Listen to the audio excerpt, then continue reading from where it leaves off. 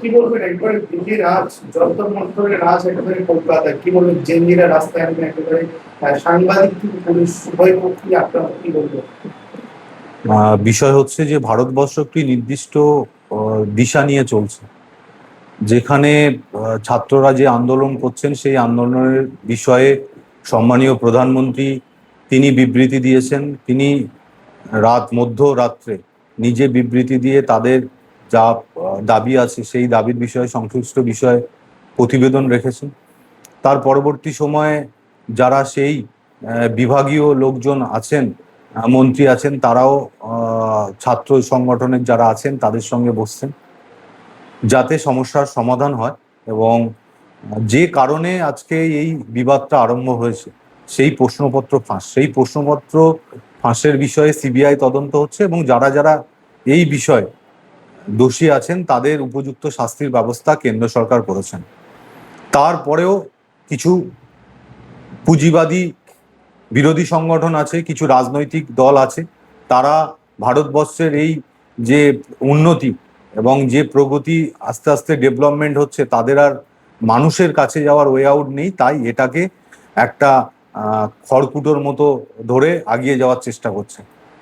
যারা পরীক্ষার্থী এবং যারা সেই অভিভাবক, তারা আজকে গভর্নমেন্টের যে পদক্ষেপ ইনিশিয়াল স্টেজে তাদের পরীক্ষা নেওয়া এবং তার রেজাল্ট বার করা, এবং যারা নিট পরীক্ষায় নিয়ে সমস্যা হচ্ছে তারা আজকে সবাই যে যার জায়গায় অ্যাডমিশন নিয়ে নিয়েছেন।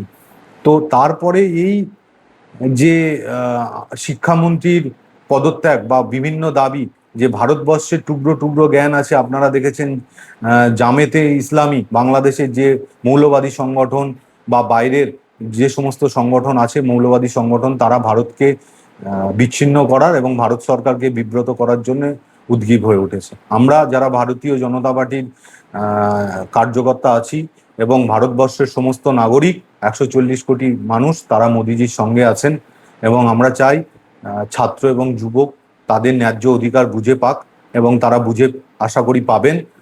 কিন্তু যে পরিস্থিতি বাতানুল সৃষ্টি করার চেষ্টা করা হচ্ছে সেই পরিস্থিতি থেকে তারা বিরত থাকুক এবং আলোচনার মাধ্যমে এই সমস্যার সমাধান হোক।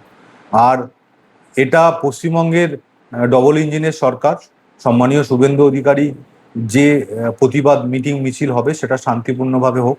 যারা সাংবাদিক এবং পুলিশ আছেন তাদের উপরে যে মৌলবাদী সংগঠন বা ছাত্র সংগঠনের মধ্যে মৌলবাদ সংগঠন কিছু ঢুকে অত্যাচার করেছেন তাদেরকে আইডেন্টিফাই করা হবে এবং সম্মানীয় সিএম বলেছেন নির্দিষ্ট চিহ্নিতকরণ হয়ে যে সাংবাদিকের উপরে অত্যাচার হয়েছে, পুলিশের উপর অত্যাচার হয়েছে, তাদের প্রশাসনিকভাবে কঠোর থেকে কঠোরতম শাস্তি হবে।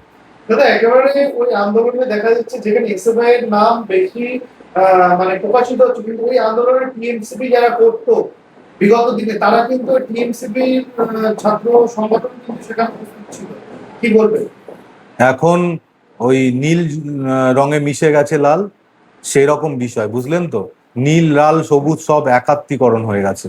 এখন আর তারা পশ্চিমবঙ্গের মানুষ তাদেরকে ছুঁড়ে ফেলে দিয়েছে। আর সেই ভোট বৈতরণী পার হওয়ার জন্য কংগ্রেস, সিপিএম, তৃণমূল সব মিলেমিশে একাকার হয়ে গেছে। তাই আইএসএফ বলুন, ছাত্র সংগঠন বলুন, বা তৃণমূল ছাত্র সংগঠন বলুন, এসএফআই বলুন, সবাই একত্রিতভাবে এই সরকারকে বিব্রত করার জন্যে এইভাবে সমস্ত যারা আপনারা আছেন সাংবাদিক এবং পুলিশের ওপর অত্যাচার করার চেষ্টা করছেন। দীর্ঘদিন ধরে আপনারা দেখেছেন সিপিএম সেই স্বাধীনতার সময়কাল থেকে এখনো পর্যন্ত তারা ভারত বিরোধী সমস্ত কার্যকলাপে লিপ্ত। আর আমরা ভারতীয় জনতা পার্টি বা যারা আছি তারা সমিলে তাদের গণতান্ত্রিক উপায়ে যাতে শূন্য থেকে আরো মহাশূন্যর দিকে যেতে চায় তার জন্য যা যা করণীয় সরকার এবং সংগঠনে আমরা সবাই মিলে তা করব ভারতবর্ষের উন্নতির সাধনের জন্য। ছাত্ররা যেটা মনে করছেন যে বাংলাদেশের মতো ভারত করতে চাইছে, আসলে কি তারা পারবে সম্ভব?